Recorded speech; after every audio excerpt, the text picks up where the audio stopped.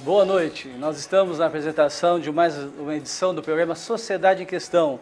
Hoje, dia 19 de novembro de 2012, na apresentação Mariana Távora e também Arnaldo José Monfardini. Hoje o nosso apóstolo César não está, porque está de viagem marcada para os Estados Unidos por uma conferência missionária, mas queremos contar com a tua audiência e a tua participação no bloco de hoje, Sociedade em Questão. Boa noite, Mariana. Boa noite, Bispo. Boa noite para você que está em casa. Uma excelente noite para você, uma excelente semana também. Mais uma vez, Sociedade em Questão entra no ar para levar até você assuntos interessantes para você e toda a sua família. Porque você e toda a sua família podem sim assistir o Sociedade em Questão tranquilos. E também participar. Pelo 3254-1079, você liga, participa ao vivo das nossas entrevistas, faz a sua pergunta, deixa a sua opinião.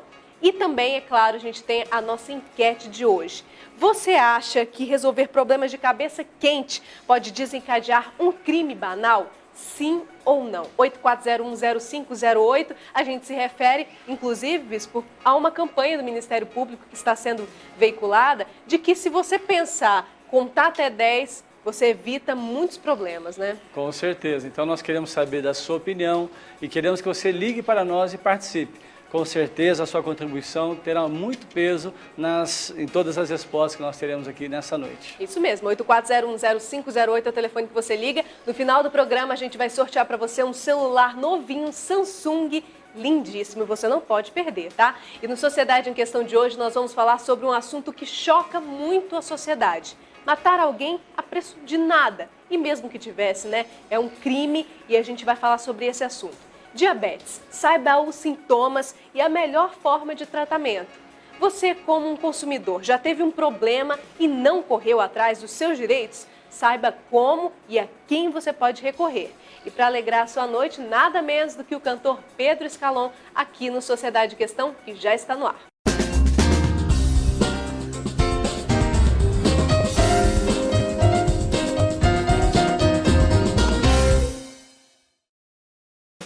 São 9h16, estamos de volta com Sociedade em Questão. Quero que você ligue e participe da nossa enquete de hoje. Resolver problemas de cabeça quente pode desencadear um crime banal? Você acha que sim? 84010508 é o telefone que você liga para participar da nossa enquete. Você dá a sua opinião e já vai estar concorrendo a um celular Samsung novinho para você ainda essa noite, tá? Que a gente vai sortear para você. 84010508. Então corre para o telefone, ligue. Quanto mais você ligar, mais chance você tem de levar para casa esse prêmio, tá bom? E olha, é justamente sobre esse assunto da nossa enquete de hoje que nós vamos falar agora. Porque um levantamento divulgado pelo Conselho Nacional do Ministério Público revelou que casos de crimes banais representam a maioria dos homicídios registrados em Goiás. Os assassinatos cometidos por impulso ou por motivo fútil correspondem a 63,77% do total. Na capital, o índice de mortes com essas características é um pouco menor, sobretudo devido à influência do tráfico de drogas nas estatísticas. Em Goiânia, 53,9% dos homicídios tiveram motivação considerada banal. Para falar mais sobre esse assunto e essa onda também de violência que a gente enfrenta, vamos falar com o psicólogo jurídico, Dr. Fernando de Jesus. Boa noite, seja bem-vindo. Boa noite, tudo bem? É um prazer estar aqui e poder trazer algumas informações e discutirmos esse tema tão emergente. Tá ótimo. Boa noite, doutor Fernando. É um prazer recebê-lo aqui na nossa casa, na Fonte TV Canal 5. E também mandarmos um abraço especial para os nossos irmãos de Anápolis, que estão nos assistindo ali pela net, e também para os nossos irmãos lá de Água Linda, também em torno de Brasília, que é uma região bastante violenta. Isso. Doutor Fernando, parece que está se tornando comum na nossa sociedade convivemos com notícias diárias, né, de verdadeiros massacres que estão acontecendo nas grandes capitais. E sabemos que Goiânia não está fora, infelizmente, desse circuito, já que acomete as grandes capitais. Na opinião do senhor, o que leva uma pessoa a matar uma outra pessoa por um motivo fútil, uma coisa banal? Bom, eu agradeço a oportunidade de poder estar aqui e é verdade, sim, o que o senhor se referiu, não é? Ou seja, os fatos que estão ocorrendo lá em São Paulo, não é? Ultimamente tem posto em alerta, né? Posto alerta a sociedade brasileira, as consequências ou fatos também ocorrendo em Santa Catarina. Então, alguns analistas já veem alguma relação existente entre o que está acontecendo em São Paulo e o que está acontecendo em Santa Catarina. Bom, o que se pode tirar assim, de umas opiniões iniciais sobre essas situações? O primeiro ponto que a gente pode perceber é de que o que está ocorrendo é algo que existe um plano, existe uma direção para acontecer o que está acontecendo. Ou seja, não está ocorrendo de uma forma aleatória, não é? Existe uma pequena ou uma organização, não é, pensando em desestabilizar a confiança e desestabilizar também as instituições públicas, não é? No caso de governo ou secretarias de segurança pública e tal.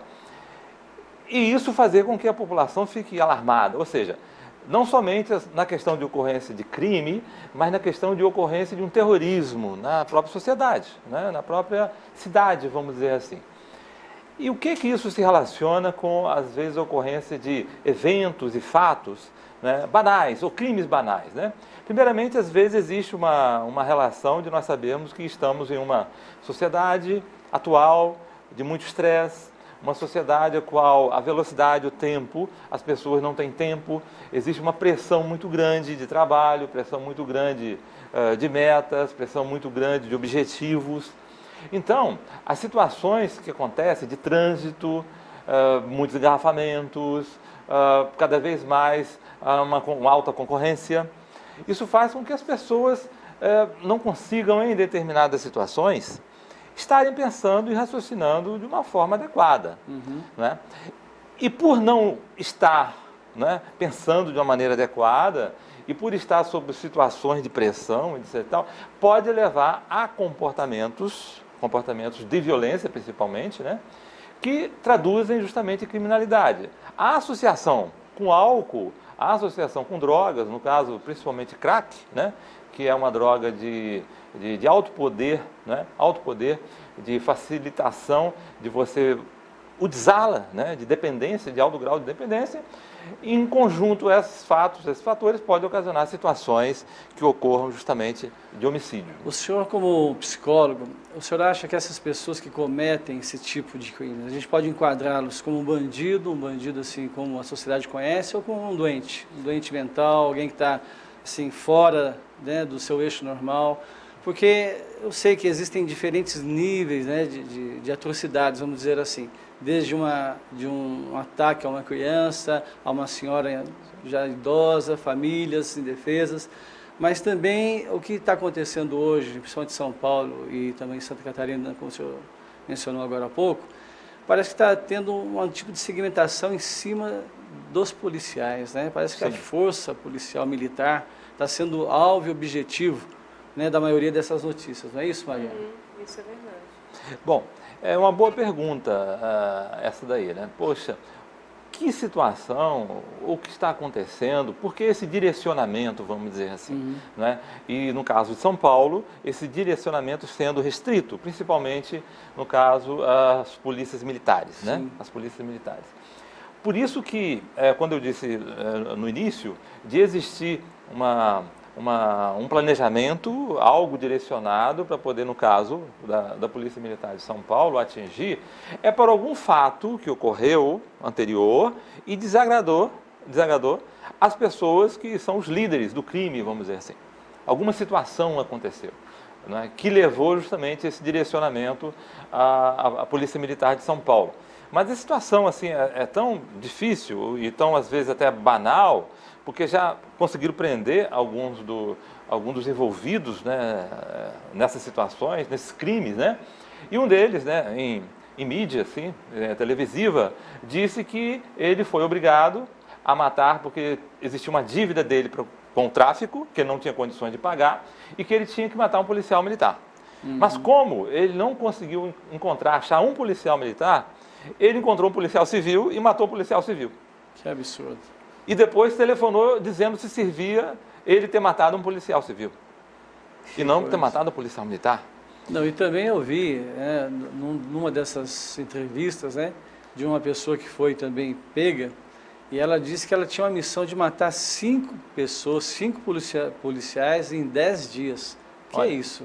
Isso aí já passou do limite humano, isso já é monstruoso, né, doutor? É uma situação absurda, né, vamos dizer assim, né? Agora, o que é um criminoso comum, o que é um criminoso profissional, o que é um crime que ocorre decorrente de uma psicopatologia, de uma doença mental? Doente. São situações diferentes, né?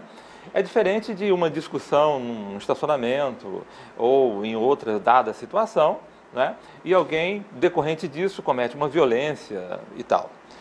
Que é diferente de alguém que já tem uma carreira criminal, vamos dizer assim, não é? E dentro dessa carreira criminal, vários crimes cometidos anteriormente que culminam em um homicídio. Certo. E é diferente também alguma situação de uma pessoa portadora de uma psicopatologia, não é?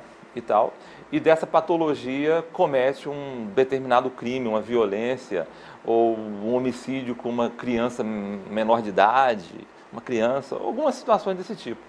Então, cada situação ela tem que ser analisada de uma maneira bem diferenciada, porque são situações diferenciadas, né? Agora, doutor, como a gente viu nesses dados aqui, os assassinatos cometidos por impulso ou motivo fútil correspondem a 63,77%. Na capital isso é um pouco menor, porque a gente vê um reflexo dos crimes cometidos por causa de dívidas de drogas né? E esse problema, não só aqui em Goiás, mas em todo o Brasil, acontece. Isso. Agora, a gente percebe hoje, e inclusive isso é tema, como a gente disse no início, de uma campanha do Ministério Público, de que esses dados são alarmantes.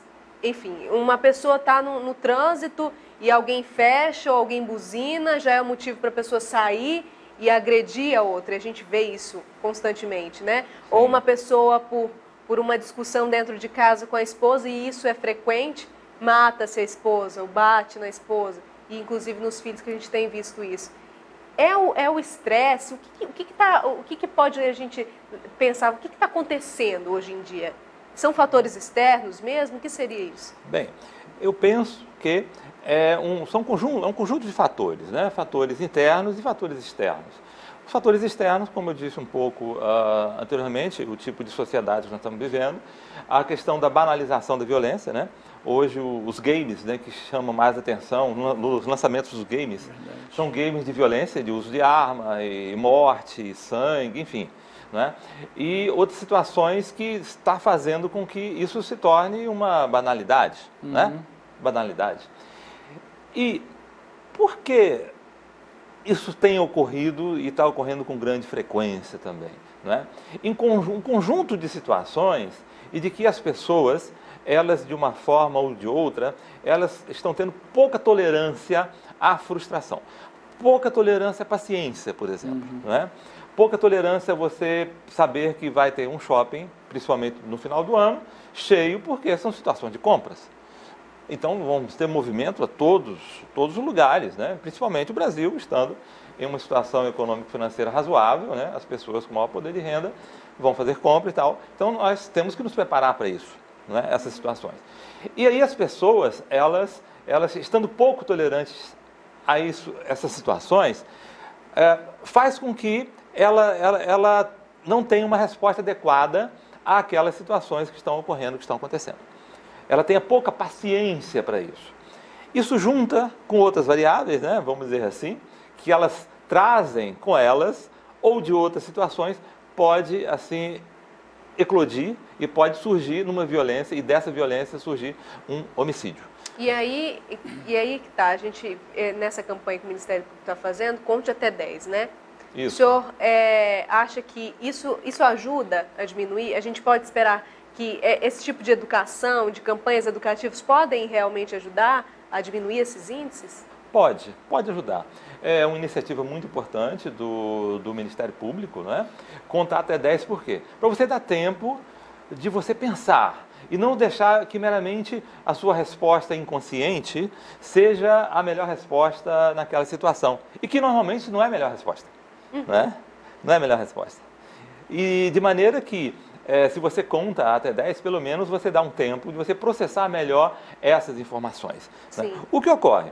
Numa situação de estresse, você aumenta justamente a adrenalina no sangue, seus batimentos cardíacos aumentam, e decorrente disso você vai usar uma resposta de luta ou de fuga, que são respostas básicas de estresse, né?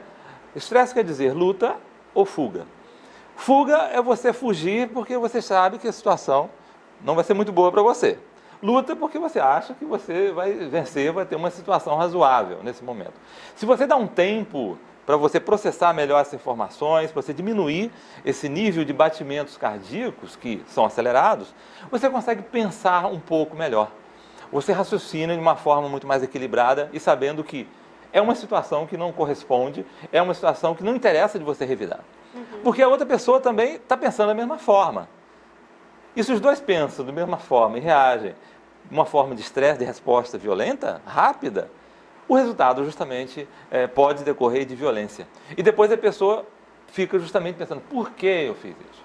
E, inclusive, assim, a gente vê até, inclusive, a Polícia Federal, o governo fazendo essas campanhas de desarmamento. Muita gente fala, vai tirar a arma de uma pessoa de bem, mas os bandidos estão cada vez mais armados. Mas numa situação como essa, Sim. se a pessoa não tem uma arma, esse crime não acontece.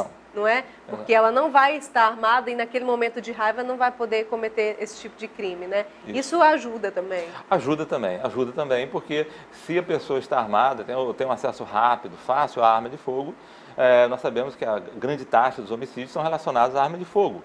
Então, essa pessoa não vai usar essa arma para isso, para uma situação banal, uma situação assim de uma discussão de trânsito ou uma fila de uma determinada situação ou alguém que pisou no seu pé, vamos dizer assim, não é? Que é uma situação banal, que pode acontecer com qualquer um de nós. De maneira que se essa pessoa sabe que já tem um espírito agressivo, não é? Tem um espírito agressivo. Então, o ideal é que ela se afaste o máximo possível desse tipo de situação, evite, e de outro lado também que não tenha acesso à arma, a alguma arma que pode ser até uma arma branca também, faca, punhal, alguma situação desse tipo, que pode levar essa pessoa a utilizar essa arma e acontecer e decorrer disso de ocorrência de um homicídio, de um crime. Doutor Fernando de Jesus, essa semana nós tivemos uma declaração que foi amplamente divulgado em todos os noticiários, tanto televisão quanto rádio, que um dos nossos ministros do Supremo declarou que o nosso sistema prisional é da idade média, né, bem arcaico. O senhor acha que a falta de uma punição mais pesada, né, ela contribui para o aumento do número dos crimes banais?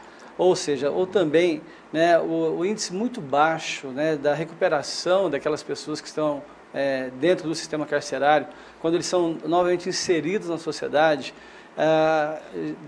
devido justamente à falência do próprio sistema prisional. O senhor acha que existe alguma relação entre essas duas coisas? Pessoal, olha, volto para o crime porque não adianta, é o meu mundo. Mais fácil sobreviver aqui do que tentar uma vida honesta ou voltar novamente a tentar ser um cidadão de bem.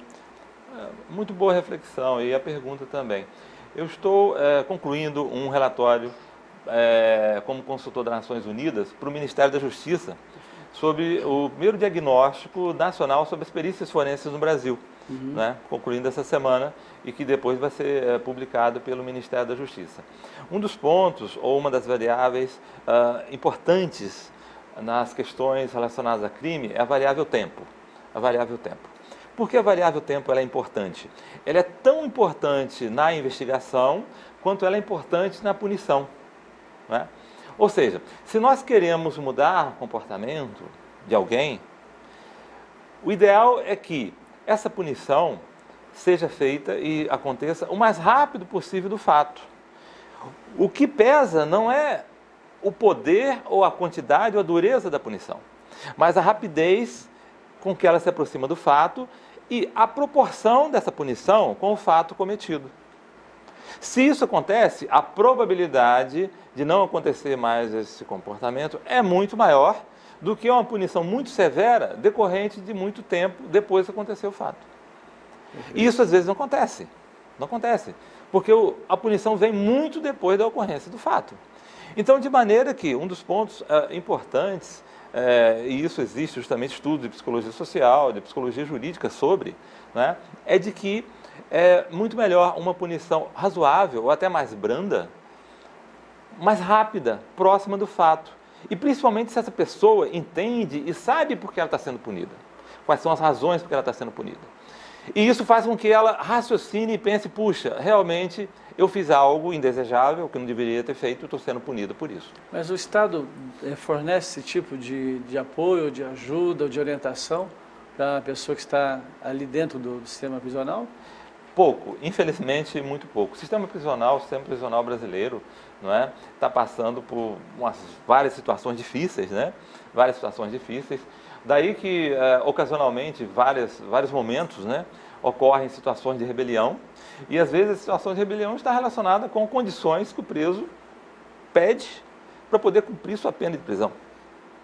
Que isso é uma situação absurda, não é uma situação absurda, né? Então, deve-se ter uma consideração para que essa pessoa consiga cumprir sua pena de uma forma razoável, tendo assegurado seus direitos humanos, não é? Seus direitos humanos, e não ela estando em um ambiente muito mais nocivo para ela incorporar outros comportamentos, outras formas, né, de delinquência, que não são aquela forma de delinquência a qual ela está cumprindo pena. De maneira que tem que se fazer alguma coisa, porque é muito importante isso, fora o problema de nós termos aproximadamente mais de 500 mil, né, detentos, com a necessidade de 200 e tantas mil vagas, porque são mandados de prisão que não conseguem se cumprir, porque não se tem como colocar essas pessoas para poder cumprir suas penas. É verdade. De maneira que nós estamos em uma situação difícil e que isso é importante poder ser solucionado. Por quê? Porque nas questões criminais, se o sistema não funciona, tanto da investigação, como no sistema de acusação, no sistema justamente de condenação, se o sistema de recuperação, de preparar essa pessoa para ela retornar à sociedade, se isso não ocorre, todo o sistema é comprometido e todo o sistema se torna falho. Muito bem. Tá ótimo, então. Obrigada pela sua participação. Nós conversamos com o Dr. Fernando de Jesus, ele é psicólogo jurídico. Obrigada pelos seus esclarecimentos. O senhor escreveu um livro, não é isso? Sim, é um livro Psicologia Aplicada à Justiça, e esse livro trata um pouco dos assuntos que nós comentamos, né? Então, ele tem acesso aqui, basta acessar, no caso, a internet, a editora AB, é uma editora daqui de Goiânia, abeditora.com.br, e Fernando Jesus, e pode justamente ter acesso à Psicologia Aplicada à Justiça. Tá ótimo, obrigada pelos seus esclarecimentos. Muito grato, boa noite, eu agradeço também Obrigado, a oportunidade. Tá ótimo, a gente vai para um rápido intervalo, mas você não pode deixar de continuar ligando para participar da nossa enquete de hoje. 8401-0508, no final do programa a gente vai sortear para você um celular. Até já.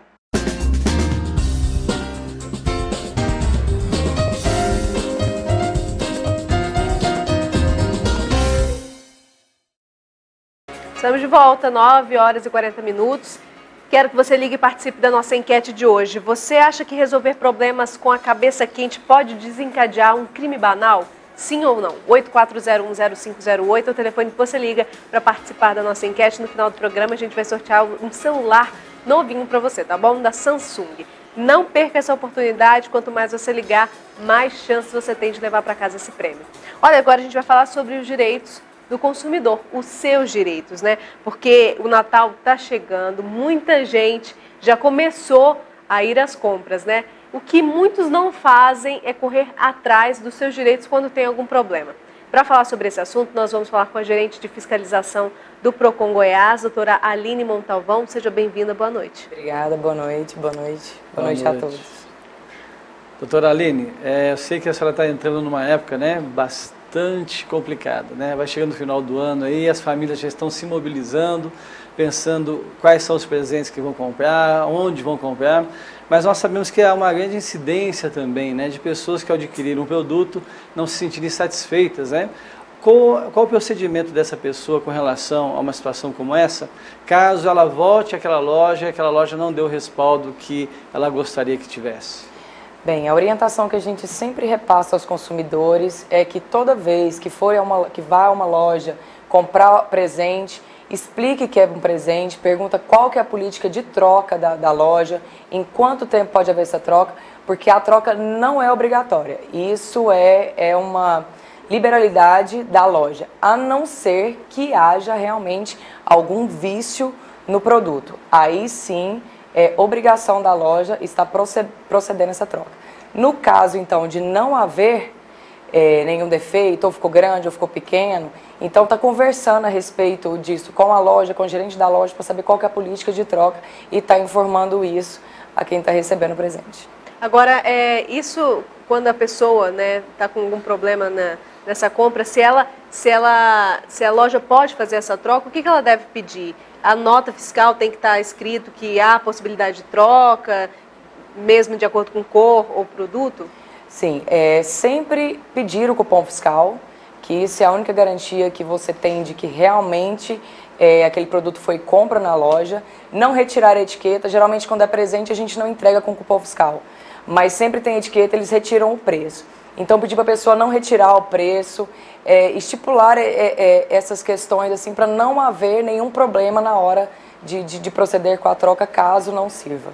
Bom, agora, doutora, nessa época, onde o comércio está querendo conquistar os clientes a todo custo, muitos comerciantes esquecem de algumas normas do direito do consumidor. Quais são os maiores problemas que são percebidos nas lojas, tanto de presente quanto supermercados? O que é mais percebido hoje em dia de irregularidade?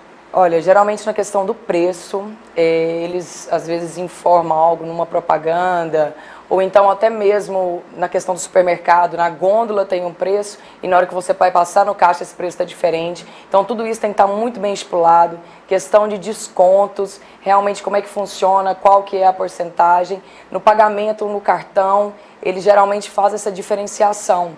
Então o consumidor tem que ficar atento. Pagamento no cartão de crédito, que não for parcelado, pagamento no cartão de débito e pagamento no dinheiro é pagamento à vista. Então, o consumidor não pode aceitar de forma alguma variação no preço. Existem lojas que colocam explicitamente no dinheiro o valor é X e no cartão o valor é X mais Y. Então, eles acabam cobrando essa taxa de administração do cartão de crédito, que é uma afronta ao direito do consumidor. O comerciante ele tem que arcar com os próprios custos do seu comércio e não repassar isso. Existe um valor mínimo? Porque, inclusive, eu já vi em alguns lugares, a gente só passa cartão de débito a partir do valor, de tal valor. Existe isso? Isso é uma prática abusiva que, infelizmente, está no comércio aí. E, a todo momento, o PROCON tenta alertar o consumidor disso, que se deparar com um estabelecimento que tem essa prática de limitar um valor mínimo para passar o cartão, realmente ligar e denunciar, porque o PROCON vai estar comparecendo e fazendo essa constatação para estar autuando o estabelecimento. Doutora Aline, já que hoje está tão em voga nós usarmos o dinheiro de plástico, que é o cartão, também é muito comum hoje as pessoas usarem a internet como um meio de adquirir seus produtos. O que fazer quando você adquire um produto e aquilo que você pensou que estava lá na página, que seria aquilo que você gostaria de ter, chega nas suas mãos e você percebe que a qualidade ou mesmo a funcionalidade daquele produto não é aquilo que você esperava? Bem, primeiramente, verificar a página, se realmente é uma página confiável, se o site é um site confiável, guardar todo tipo de comunicação, que principalmente é feito por e-mail, com o fornecedor, e quando o produto chegar na sua casa, fazer essa verificação na hora. Porque caso não se agrade, realmente não foi aquilo que você comprou, já pedi para devolver. E quando se faz compra pela internet, o consumidor também tem o direito de arrependimento, independente do que tenha acontecido. Até antes de receber o produto, ele tem 7 dias para se arrepender da compra, envie e-mails, fala que quer o cancelamento. Então, todas as formas de prova possíveis para estar se resguardando aí de uma futura frustração, ele tem que estar se guardando isso. A gente vai falar mais sobre essa questão da internet, porque a gente sabe que existe um número muito grande de reclamações sobre isso. Mas tem uma pessoa para participar ao vivo por telefone. Alô, boa noite. Alô, boa noite. Boa noite, quem fala? Myron Silva, região Noroeste. Seja bem-vindo. Qual a sua pergunta, sua colocação? Eu tenho um problema muito sério com a Oi. Pode falar. E eu tenho quase 50 dias que eu estou tentando pagar uma conta lá. Eu tenho 2 linhas canceladas. E eu tenho tentado com a Oi um parcelamento. Mas como eu sou aposentado e recebo muito pouco, R$700, a minha dívida lá é 1.300 e pouco, e a Oi quer que eu dê de entrada R$800. E todos os trâmites, toda a situação inerente para que eu consiga um parcelamento tem caído por terra. Eu já falei com mais ou menos 50 pessoas lá na Oi, uma terceirizada que eles têm lá no Ceará, e as tratativas são inúteis. Eu queria saber da doutora Aline se eu, como um idoso, tenho 59, 60 anos, eu teria algum benefício, ou a defesa do consumidor teria algum poder coercitivo em relação à Oi, para que ela venha fazer esse parcelamento dentro daquilo que eu posso pagar, que é uma entrada bem baixa, bem pequena, e, consequente, os seguintes pagamentos, né? Tá ótimo. Obrigada pela sua participação. Bem, nesse caso, a orientação que a gente repassa é o seguinte: se o senhor já entrou em contato, provavelmente tem números de protocolo.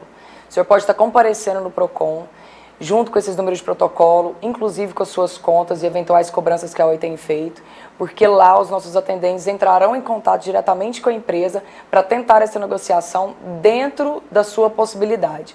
Caso não haja esse acordo de imediato por telefone, vai ser aberta a reclamação e haverá uma audiência, e nessa audiência vocês podem entrar num acordo aí da melhor forma de pagamento, tanto para o senhor como para a Oi.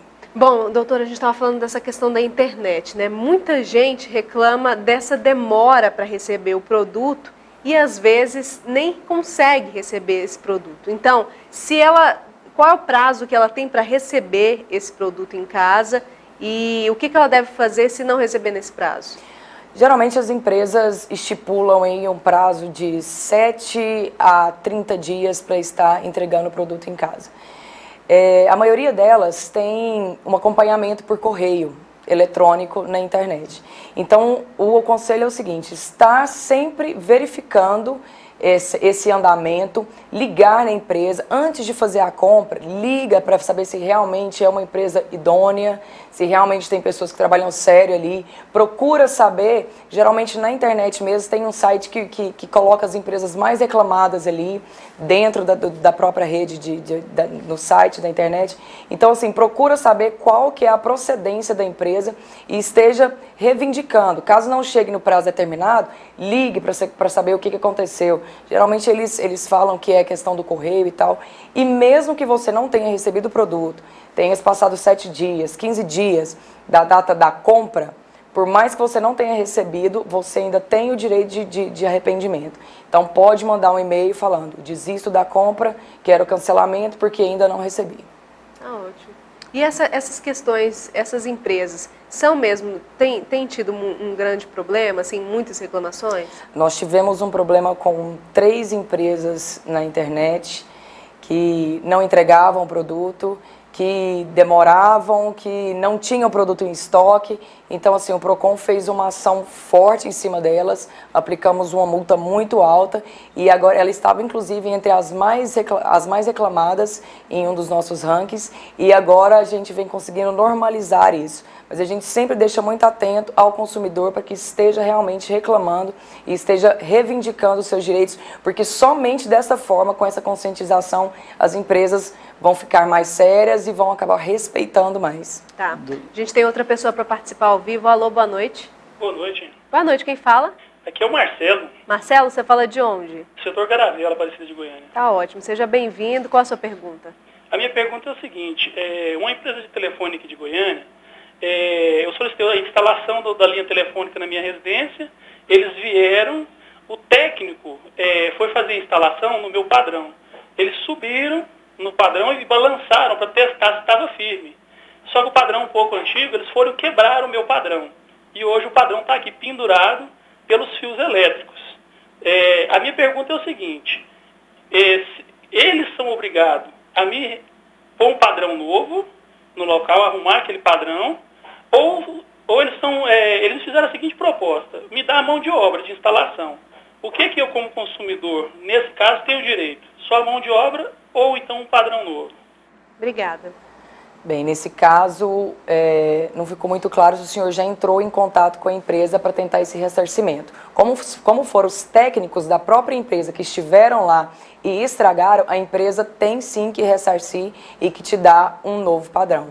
Caso o senhor não consiga, assim, esse diálogo com a empresa, compareça também no PROCON, os nossos atendentes estarão prontamente ali para atendê-lo e tentar resolver esse problema. Sempre munido com o telefone, algum contato, se já entrou em contato por telefone, se tem algum número de protocolo, porque isso facilita bastante.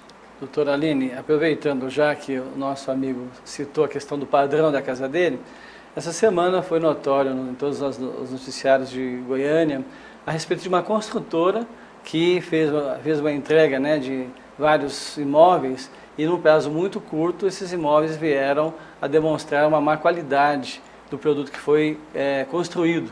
Qual que é o papel do PROCON também com relação a isso? Porque a gente estava falando de coisas pequenas como telefone, contas pequenas, né? Mas um imóvel custa 50, 80, 100 mil reais. Como é que o PROCON pode ajudar esse tipo de consumidor também? Pois bem, nós recebemos essa denúncia, estivemos lá na semana passada e realmente foi constatado pelos fiscais que as condições da construção estão em péssimas qualidades. Foi uma má prestação de serviço, a construtora já foi autuada, o PROCON já está em andamento com ação civil pública, porque são 1.800 casas que foram entregues no residencial. Então, assim, várias famílias afetadas, péssima qualidade, parede descascando, cedendo, cheio de rachaduras, buraco. O consumidor ele tem que se rebelar contra isso.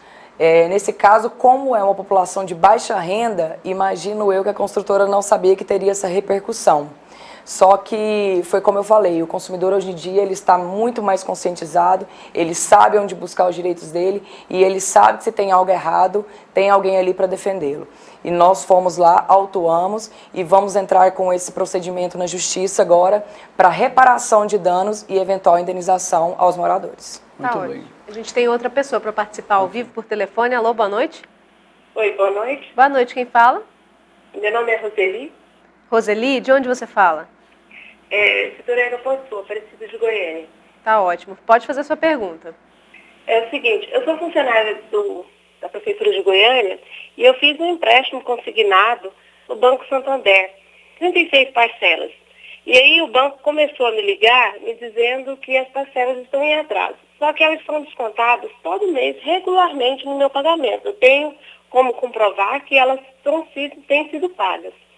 Aí eu fui na agência, na Avenida Goiás, a moça pegou e me atendeu lá e falou para mim passar um e-mail para o Banco Santander em São Paulo, com todos os meus contra-cheques, enviasse para eles, que resolveria o problema, ia dar baixo nas parcelas. Eu enviei, mas só que mesmo assim eu continuo recebendo 3, 4 ligações por dia de cobrança do banco. Tá ótimo, obrigada. Nesse caso, já que a senhora tem os comprovantes em mão, pode também estar comparecendo a uma das nossas unidades, munida desses documentos. E ela não deixou claro, acredito que ela não tenha sido negativada ainda. Mas se tiver sido negativada por esse problema do consignado, também comparecer com essa carta, porque a gente pode estar entrando aí também com indenização por danos materiais que eventual a senhora tenha tido, e morais também, porque lá nós temos o setor de atermação no PROCON também. E munidos disso aí, o PROCON entra em contato com o Banco Santander, leve o e-mail também, se puder imprimir o e-mail que a senhora mandou para o banco, entrando em contato, número de protocolo, que tudo isso facilita. Então, o fato desse banco estar fazendo essa cobrança, mesmo que seja por telefone, 2, 3 vezes... seja dano moral. Também, né? Com certeza. E ela tem que buscar os direitos dela. Sim. Tá ótimo. Doutora Aline, obrigada pela sua participação, a gerente de fiscalização do PROCON estadual. Aonde as pessoas podem procurar o PROCON e para resolver esses problemas? A sede do PROCON fica na Rua 8, no centro, e temos as unidades nos VaptVupt, do Buriti Shopping, Cidade Jardim, Banana Shopping, Araguaia Shopping.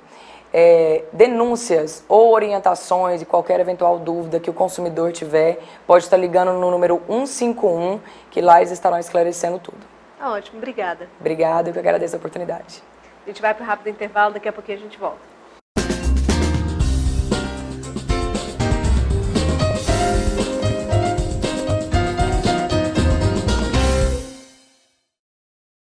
São 9 horas e 59 minutos, estamos ao vivo com o programa Sociedade em Questão, que hoje vai sortear para você no final do programa um celular novinho da Samsung. Você não pode perder essa chance de levar esse super prêmio, hein?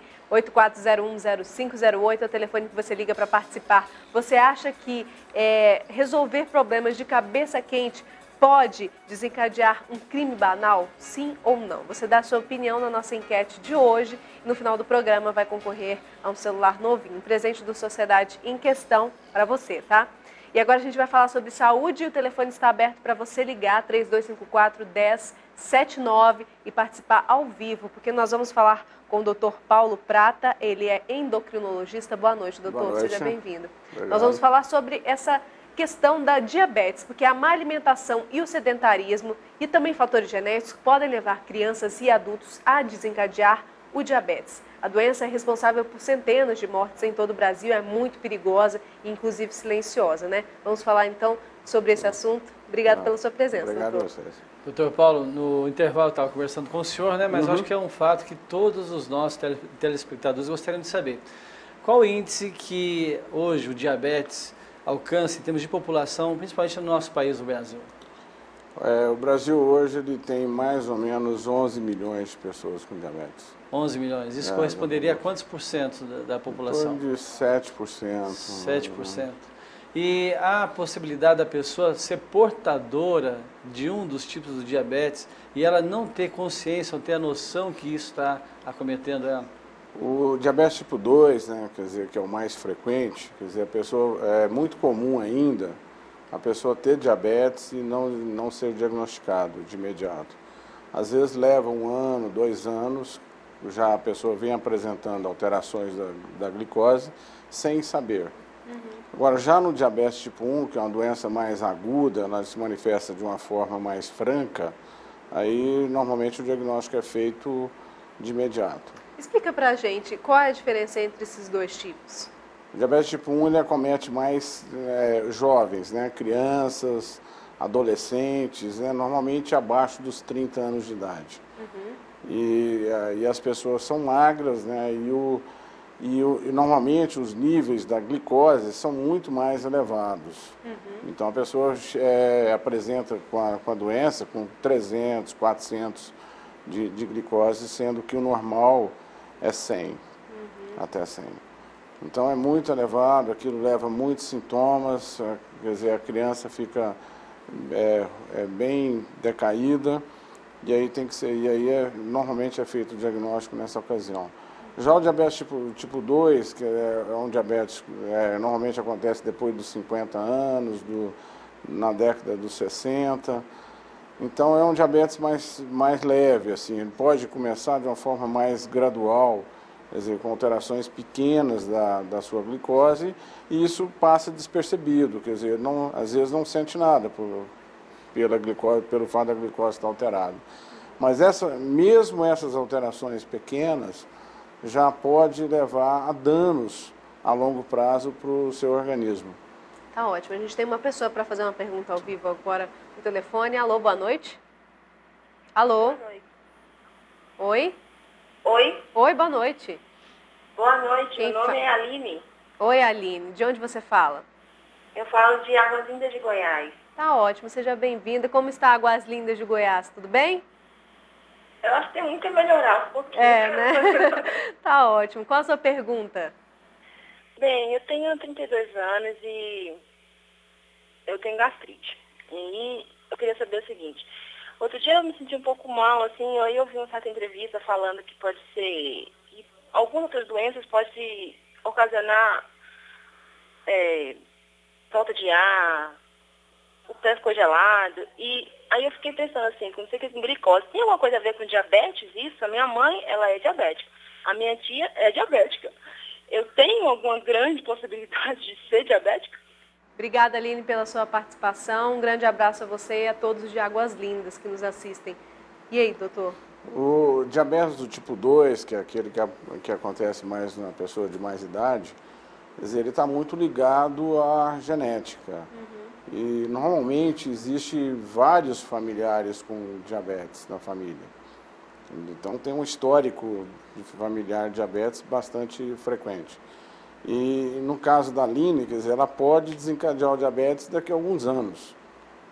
Tá? Assim, ela que tiver os seus 50, seus 60 anos de idade. A gente espera que não, né? Esperamos Existe a que não. possibilidade dela evitar que isso aconteça? E de que forma? Existe, porque a pessoa tem uma predisposição genética, né, que isso não tem jeito de ser mudado, mas a pessoa tem também os fatores ambientais que influenciam no desencadeamento da doença. Então, se a pessoa engorda, se a pessoa é sedentária, quer dizer, ela vai somando riscos, vai aumentando o seu risco de desenvolver a doença. Então se a pessoa é obesa, quer dizer, ela perdendo peso, praticando um pouco de exercício diariamente, quer dizer, isso já foi mostrado em estudos, que isso diminui o risco de desenvolver diabetes. São esses mecanismos, então, para evitar a doença, né? Sim. Alimentação e exercício físico. Alimentação e exercício físico. A pessoa que ela é portadora do diabetes tem condição de ter uma vida normal, doutor Paulo? Tem.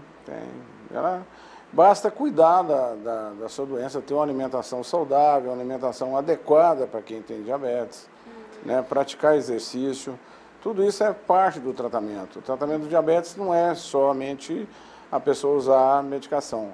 Quer dizer, a pessoa tem que fazer a sua dieta também, controlar a sua alimentação e praticar pelo menos uns 20 minutos de exercício diariamente. Doutor, como é que é feito hoje o tratamento da doença? Existem medicamentos ou formas mais inovadoras que já não agridem tanto a pessoa? Então, nos últimos anos, né, quer dizer, foi lançado várias medicações novas para o tratamento do diabetes. E são remédios que têm várias vantagens, medicações que não levam a aumento de peso, uma medicação que o risco de cair muito o açúcar do sangue, hipoglicemia é menor. Quer dizer, então, hoje a gente dispõe de um arsenal terapêutico muito maior do que há 10 anos, 15 anos atrás. Mais uma pergunta, doutor Paulo. Já que o senhor está falando da questão de alimentação, hoje existe uma volta, né? Parece que a sociedade está se voltando mais para a questão de alimentos orgânicos. E na questão do açúcar, né, especificamente, o açúcar mascavo ou a famosa rapadura dos nossos avós, né, tem alguma diferença desse açúcar cristal, açúcar refinado? Existe algum fator que pode influenciar o consumo mais ou menos com relação a esses produtos? Não, quem tem diabetes, quer dizer, ele deve evitar mesmo esses açúcares, né? Mesmo essa forma mais orgânica. Se limitar mais aos adoçantes artificiais mesmo. Muito bom. Agora, essa questão da alimentação, o que a pessoa que é portadora dessa doença, como que é a vida dela, a rotina? O que ela não pode comer e o que ela deve comer? Então, a alimentação, quer dizer, ela tem que ser balanceada, né? Ela tem que ter a quantidade de calorias em relação ao seu peso. Quer dizer, se ela for uma pessoa com excesso de peso, quer dizer, normalmente a alimentação dela vai ter que ser um pouco mais restrita, né? Até para que ela, pelo menos, ela consiga manter o peso estável, né? Agora, o ideal, quer dizer, se ela tem um excesso de peso, ela perder um peso de uma forma gradual. Então, para isso, quer dizer, ela vai ter que fazer uma alimentação mais restritiva um pouco, né? Quer dizer, as calorias da alimentação têm que ser um pouco menores. Agora, ela tem que ser balanceada em termos de carboidratos, em termos de proteína, em termos de gorduras da alimentação. Essa disciplina tem que ser para sempre. Para sempre. E o mais importante é evitar os açúcares direto, né? Quer dizer, aqueles açúcar livre, açúcar refinado, açúcar mascavo. Essas coisas a pessoa deve evitar isso. Doutor Paulo, nós temos uma participação ao vivo. Boa noite. Boa noite. Quem fala? É o Salazar. Perdão, quem? Salazar. Oi, Salazar, tudo bem com você? Tudo bem, graças a Deus. O senhor fala de onde? Eu falo aqui do Real Conquista, Goiânia. Muito bem. Qual é a pergunta para o doutor Paulo, Salazar? Eu queria saber dele, é porque o sintoma da diabetes, eu sinto muitas... Eu bebo água demais todo dia, à noite, e vou muito ao banheiro. Aí eu fui no médico, disse que era fazer problema de rins, a pessoa perguntar, a gente só faz um exame, pode ser diabetes, né? Aí eu queria saber se esses sintomas também provocam muita sequidão na boca durante o dia, todo dia, à noite, direto, até mais faz uns 15 dias. Só isso. Muito obrigado pela sua participação, viu, Salazar? E é realmente uma pergunta interessante. Quais são os sintomas do diabetes, doutor Paulo? Essa é uma pergunta interessante, realmente, né? Os sintomas mais comuns são exatamente esses que o Salazar falou, né? Que é urinar muito, tomar muita água, ter a boca seca, emagrecer, a visão pode ter uma alteração visual, a visão pode passar a ficar turva, a pessoa pode perder peso sem uma razão, sem estar fazendo dieta. E de uma maneira bem intensa, né? E às vezes aumentar muito o apetite. Às vezes a gente vê pessoas assim que o diabetes inicia, que às vezes levam uma perda de peso assim de 10 quilos. Em poucos dias. Em poucos dias. Às vezes a pessoa em 15, 20 dias ela tem uma perda grande de peso. Porque o que ela tá, apesar de estar comendo às vezes muito, né? Porque quando o diabetes, o nível do açúcar está alto, o que acontece? A pessoa vai ter mais fome. Só que o alimento não vai estar sendo aproveitado pelo organismo. Então a pessoa alimenta e o açúcar sai pela urina. Doutor Paulo, estando perto de uma pessoa que tem uma descompensação alta, como o senhor tem falado aí, qual é o procedimento dessa pessoa para poder ajudar tanto esse indivíduo, né, que pode estar sofrendo? Eu já tive um caso como esse, até como relatei para o senhor. Estava andando numa rua, vi uma pessoa aparentemente, pensei que estava até alcoolizada, porque ela estava totalmente descompensada, e quando cheguei para poder ajudá-la, porque vi que estava correndo até risco de ser atropelada, ela me falou assim, olha, eu estou descompensado da minha glicose. Eu realmente não sabia o que fazer, a não ser estar perto dela e amparando. O que alguém pode fazer numa situação como essa, doutor Paulo? Então, normalmente, quando assim está muito descontrolado, diabetes, quer dizer, é uma situação até de emergência mesmo. Que a pessoa pode estar desidratada, então aí você tem que fazer uma hidratação, às vezes, venosa. Às vezes precisa usar insulina naquele momento, até que a glicose se controla. Quer dizer, então, às vezes, temporariamente, você tem que usar insulina. Perfeito. Quer dizer, não que a pessoa que tenha usado, às vezes fica muito claro que as pessoas às vezes pensam, não, mas a insulina vicia, né? Quer dizer, tem esse mito, né? Quer dizer, mas às vezes a pessoa temporariamente ela tem que usar insulina, daí um tempo, a hora que o diabetes estiver controlado, quer dizer, às vezes essa insulina pode ser retirada do seu tratamento. Tá ótimo, a gente tem uma pessoa para participar ao vivo por telefone. Alô, boa noite. Alô, Oi, quem fala? meu nome é Jorge. Jorge? Isso, De onde você fala, Jorge? Aparecida de Goiânia. Tá ótimo. Qual a sua pergunta? Eu queria saber, é porque eu vi num jornal de outra emissora, né? Se a diabetes mata no mundo mais do que acidentes de carro. Você quer saber se isso é verdade? Isso. Tá ótimo. Isso é verdade, doutor? O diabetes mata muito, né? Porque ele mata através de doenças do coração. Então, quem tem diabetes tem um risco muito maior de ter infarto do miocárdio. Então, o risco aumenta muito, né? Quer dizer, a pessoa diabética hoje ela é considerada como uma pessoa que já teve um infarto. Então, o risco dela de apresentar um infarto é grande. Então, E esse número é elevado dessa forma, nessa proporção? Porque a gente sabe que os acidentes de trânsito matam muito aqui no Brasil, né? Essa proporção existe? Essa proporção existe, é grande. O diabetes eu acho que suplanta, através da doença cardíaca, né? Suplanta a morte por acidente. E por que isso? É falta de cuidado? Sim, a pessoa não cuidando, quer dizer, o risco dela vai ser muito maior, né? Quer dizer, ela cuidando, ela diminui muito esse risco.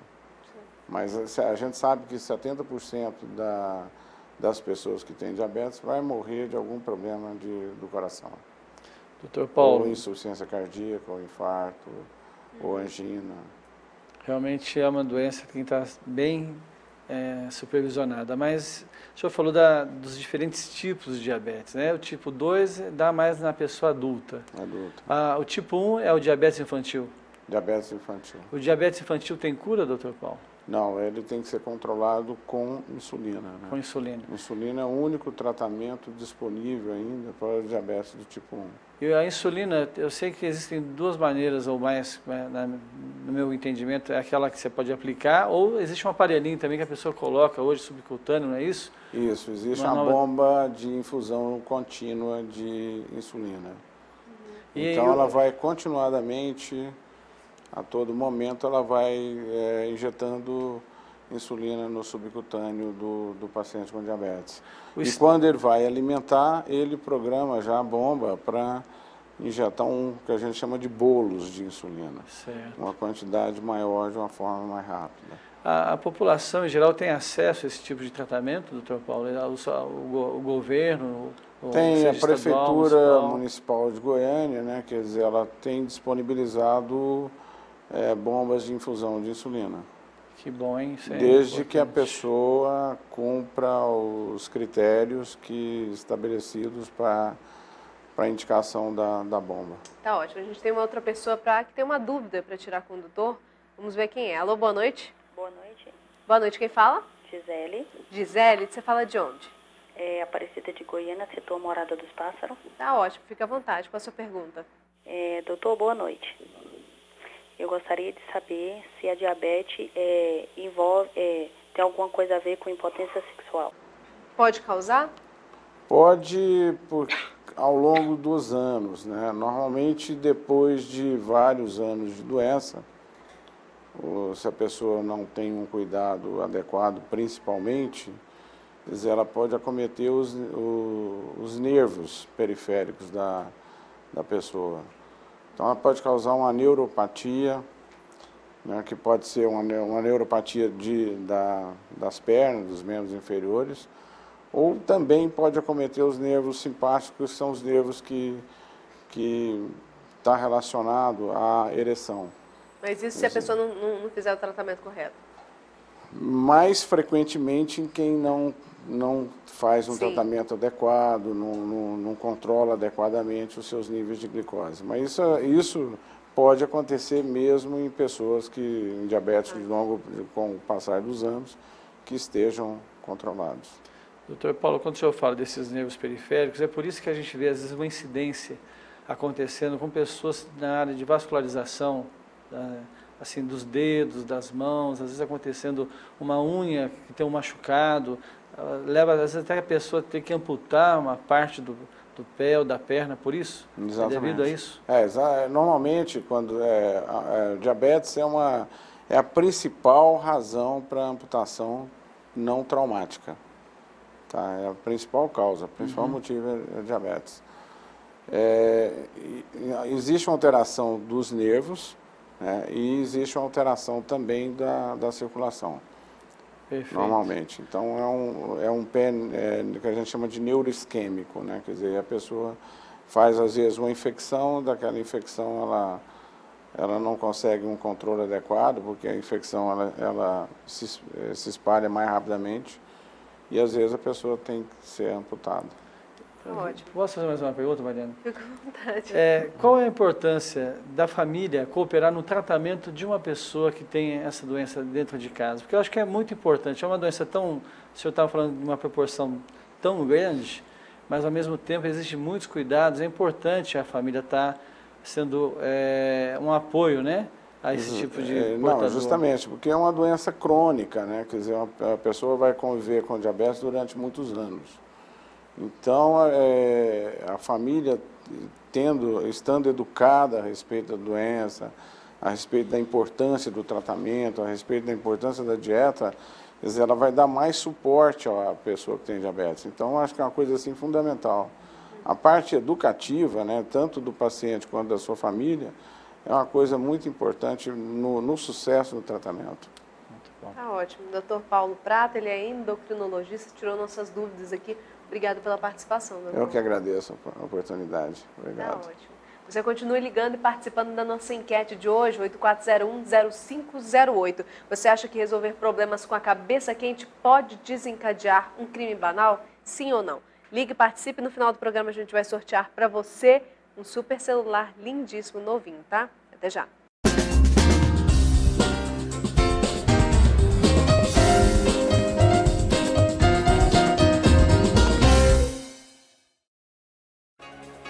São 10 horas e 26 minutos, estamos de volta ao vivo com Sociedade em Questão.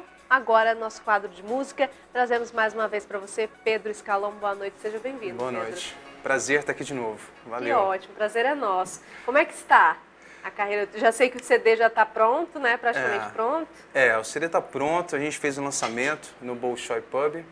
E assim, foi inesperado para mim, assim, porque deu muita gente, está havendo muitos convites, né? Estamos trabalhando bastante, graças a Deus. Ótimo. Né? E como é que tá esse CD? Ele já vai ficar pronto? Já está pronto? Como é que Então, tá? ele está sendo prensado e logo assim, eu acho que dentro de um mês, mais ou menos, ele deve estar nas lojas já, né? Aqui em Goiânia, na FENAC, né? Em algumas lojas já. E como é que foi essa escolha do repertório? Nossa, difícil pra caramba, né? né? Nossa, meu Deus.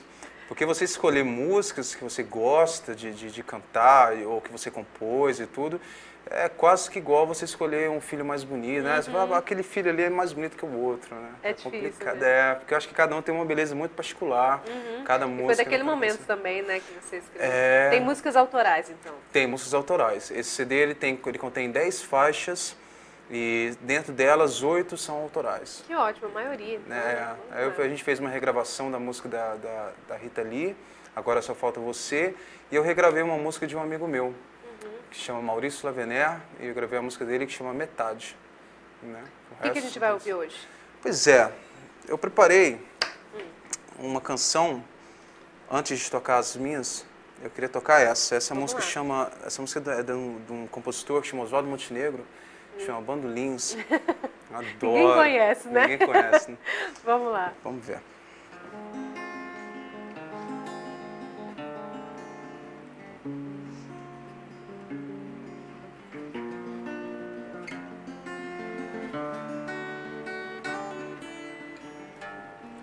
Como fosse um par que nessa valsa triste se desenvolvesse ao som dos bandolins.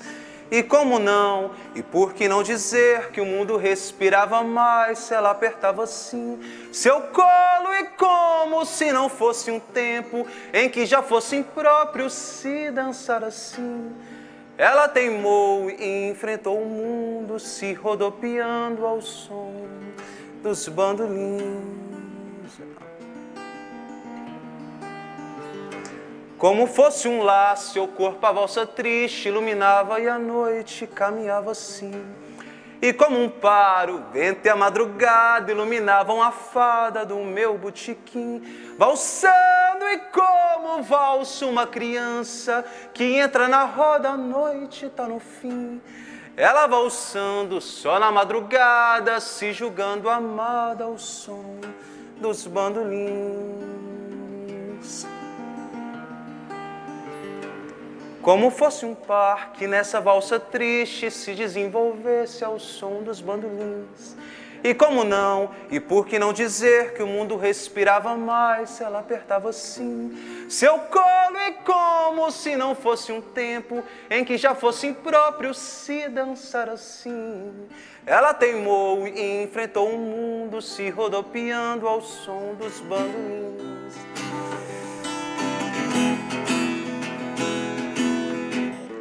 Como fosse um laço, seu corpo a valsa triste iluminava e a noite caminhava assim. E como um par, o vento e a madrugada iluminavam a fada do meu botequim. Valsando e como valsa uma criança que entra na roda, a noite tá no fim. Ela valsando só na madrugada, se julgando amada ao som dos bandolins.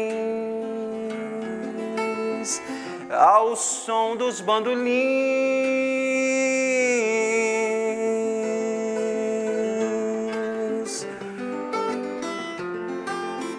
ao som dos bandolins.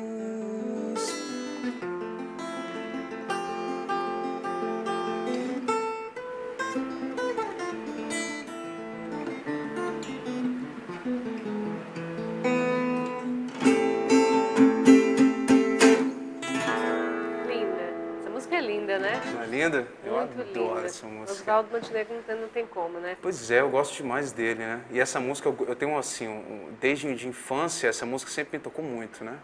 E eu participei já de alguns festivais cantando ela. Tem um pouco, né, nessa sua carreira, assim, de influência? Tem, eu acho que tem. Eu acho que tem sim.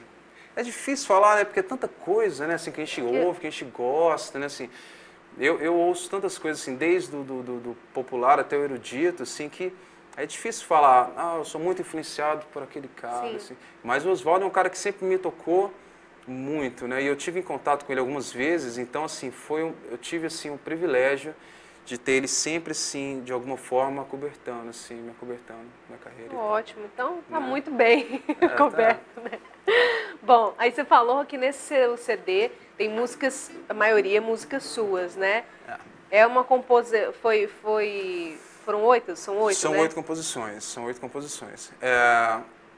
São 8 composições minhas, assim, de momentos completamente diferentes, porque eu acho que o primeiro CD, ele é muito inconstante no aspecto de linguagem, que eu digo em linguagem do canto, das letras, né? Porque é um CD que eu, assim, tem músicas, tem frases que quando eu tinha 13, 14 anos eu fiz, melodias saber, né? e tudo. São músicas da sua vida. São músicas da minha vida inteira. Então eu acho que o primeiro CD é o CD que mais remete àquilo que a gente é mesmo, por essência, sabe? E o nome do CD vai ser qual? Nas Margens do Tempo. Esse é o nome do CD. Nas Margens do Tempo. Né? E assim, para mim foi um privilégio imenso ter gravado ele, porque eu gravei com músicos que eu sempre quis tocar, eu gravei num lugar que eu sempre quis gravar, com um produtor que eu sempre quis, e no momento certo, eu acho, sabe? Porque tem aquela coisa do amadurecimento musical, que é muito sério, porque eu lembro que quando eu tinha 18 anos, 17, não faz muito tempo, né? Quando eu tinha 17 anos, eu gostava muito, por exemplo, de rock and roll e rock só e rock. tal, e era só rock and roll. Aí eu tinha 20 anos, aí eu comecei a gostar de Caetano Veloso, de MPB, João Bosco Como e tudo. muda Como muda, né? Então assim, então eu acho que para você gravar um disco, exige um certo amadurecimento de linguagem musical. Então eu acho que veio no momento certo, isso, né? Então a gente pode, nesse CD, vislumbrar praticamente seu gosto musical de uma totalmente. vida, né? Quem escutar esse CD vai estar assim, me vendo transparente nele, em todos os sentidos, no jeito de tocar, no jeito de cantar, no jeito de escrever. Vamos ouvir mais uma então? Vamos ouvir mais uma. Sua? Uma minha? É sua? Não. Não, fica à vontade. Fica à vontade? Fica à vontade. Tá, então eu vou tocar essa música de um cara que eu gosto demais, que esse sim me influenciou muito.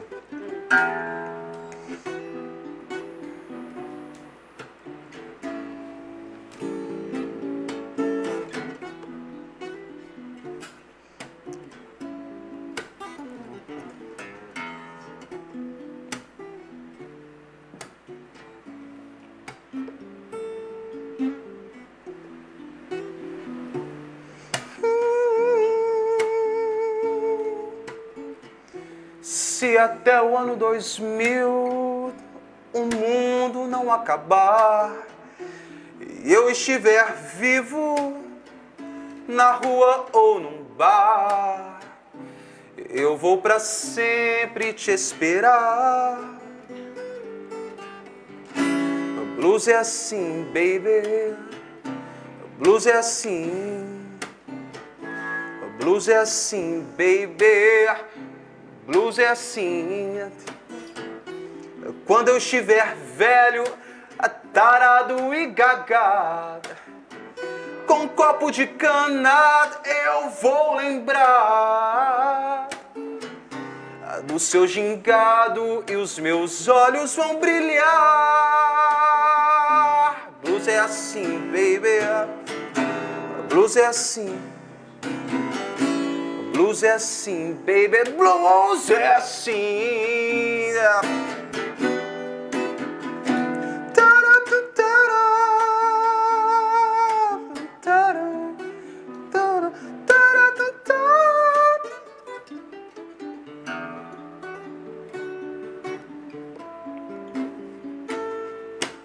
Disparo contra o sol, sou forte, sou por acaso, minha metralhadora cheia de mágoas.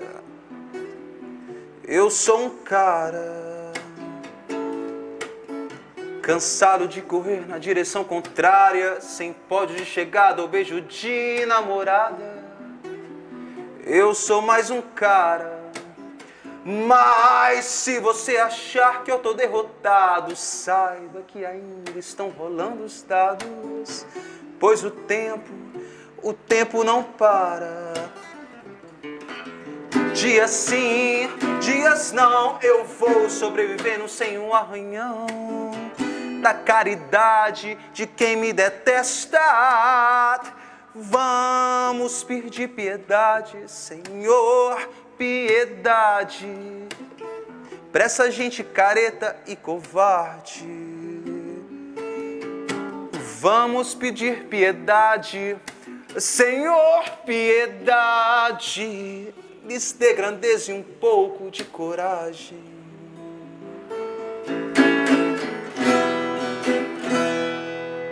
Cazuza. Teve influência na sua vida? Nossa, meu Deus do céu. Cazuza pra mim é. Porque eu passei muito tempo da minha vida, da minha juventude em Brasília. Isso no final da década de 80 para 90.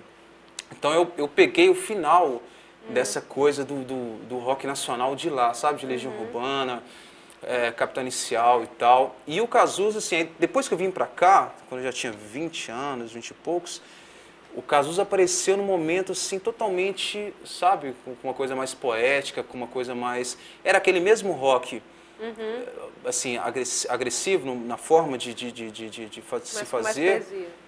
Mas com mais poesia, sabe? Assim, com mais, né? Mais doce, assim. Então eu fiquei apaixonado pelo Cazuza. Eu falei, não, meu Deus, Barão Vermelho. Bom demais. Muita gente ficou, né? E até graças hoje. Graças a Deus, né? Até hoje. Bom, a gente vai dar uma paradinha rapidinho aqui que eu quero anunciar para você quem foi que levou o celular, que participou da nossa enquete de hoje, ligou no 84010508, o telefone sorteado 3537, final 17. Parabéns para você. Você levou um celular Samsung novinho. Amanhã nossa produção vai entrar em contato com você. Parabéns, tá? E sempre esteja participando aqui que a gente tem muitos prêmios para você. Bom, vamos falar um pouquinho do seu telefone, dos contatos. Beleza. 9299-9261. 9299-9261. Tá ótimo. Bem legal. Tem site? Tem, assim, eu tenho um canal lá no YouTube, até que está sendo muito bem acessado, até queria, assim, agradecer a todo mundo que tem, assim, dado essa força, compartilhado vídeos e tudo, porque essa coisa da rede social é muito importante hoje em dia, né? É verdade. Então, assim, tem vídeos meus lá com 50 mil visualizações, boa. Bom demais, assim. Então, isso assim, é uma ferramenta enorme de divulgação, enorme, né?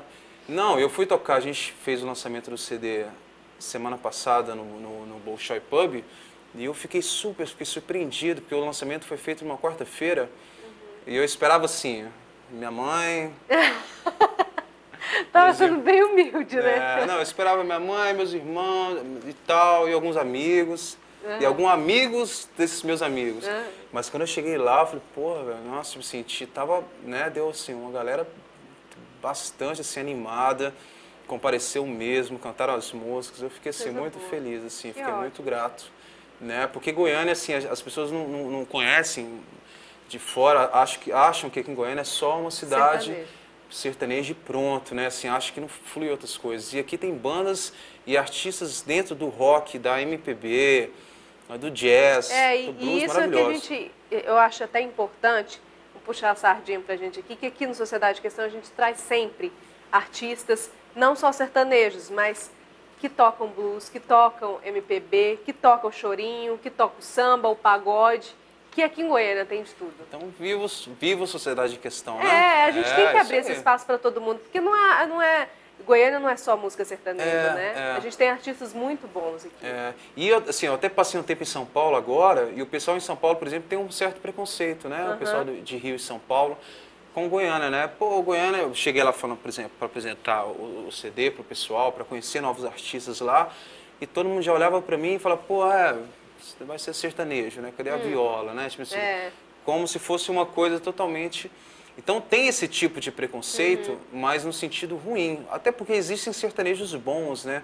Mas eu acho que está meio vulgarizado, né? Essa história do sertanejo, né? Eu acho que todo mundo hoje em dia, o negócio está meio bagunçado. Tá, mas a gente vai tentando consertar aos poucos, né? Tomara. Pedro, obrigada pela sua presença mais uma vez. Obrigado. Quando o CD estiver já pronto, traz pra gente, tá? As portas estão sempre abertas. Obrigada pela presença. Valeu, muito obrigado. Telefone de contato do Pedro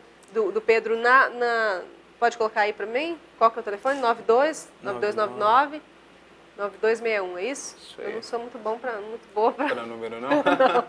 Obrigada pela sua participação, Obrigado, valeu. Uma ótima semana para você que está aí. A gente volta na segunda-feira que vem e a gente termina com música. Pedro Escalão para você. Vamos lá? Vamos lá.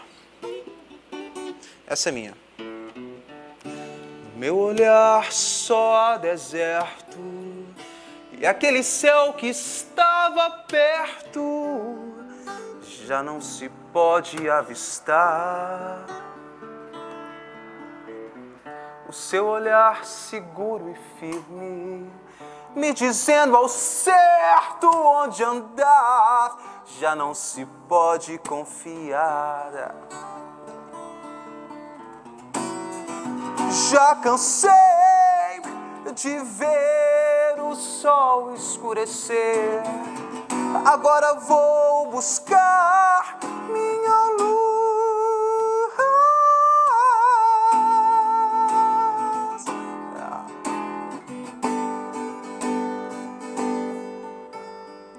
Não sei ao certo o que buscar, ama pensar, gritar, deixa pra lá, mas não ouse me guiar.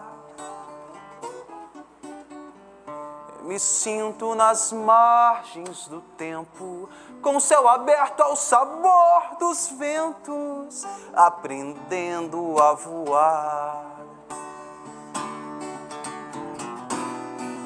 Já cansei de ver o sol escurecer, agora vou buscar